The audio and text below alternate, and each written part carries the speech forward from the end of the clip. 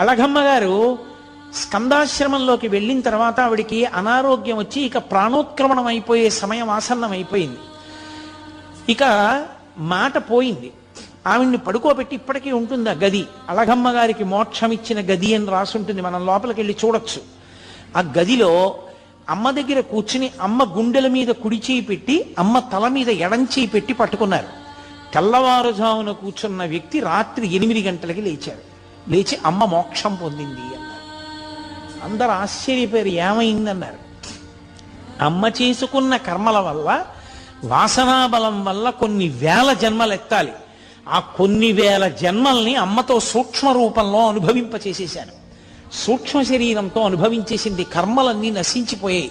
ఇప్పుడు అమ్మ మళ్ళీ పుట్టడానికి ఏ కర్మలు లేని స్థితిలో తన శరీరాన్ని విడిచిపెట్టేసింది. కాబట్టి అమ్మ సిద్ధి పొందింది. అందుకే అమ్మ చనిపోయింది